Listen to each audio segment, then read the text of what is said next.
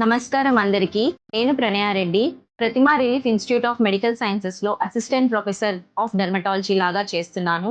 ఈరోజు మీకు నేను చెప్పబోయే టాపిక్ తామర, రింగ్ వార్మ్ ఆర్ టీనియా అంటారు. ఇది మనకి ఫంగస్ వల్ల వస్తుందన్నమాట.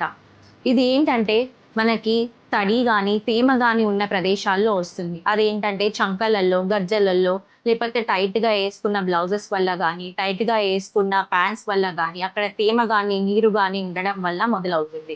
ఇది ఏంటి అంటే మనకి చిన్నగా మొదలయ్యి రింగుల్లాగా ఫార్మ్ అవుతుందనమాట. అది స్ప్రెడ్ అవుతుంది.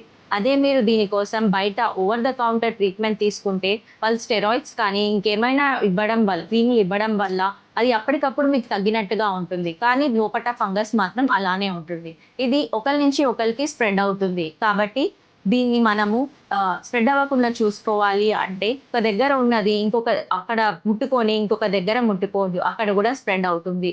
టవల్స్ కానీ, సోప్స్ కానీ, బెడ్‌షీట్స్ కానీ ఏదైనా షేర్ చేసుకున్నా కానీ అది వేరే వాళ్ళకి స్ప్రెడ్ అవుతుంది.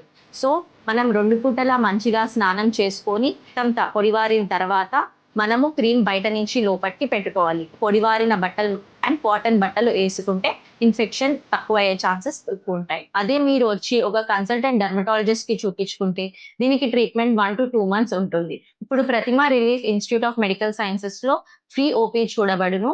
మీకేమైనా స్కిన్ సమస్యలు గానీ, స్కిన్ ఇబ్బందులు గానీ ఏమైనా ఉంటే వచ్చి చూపించుకోవచ్చు.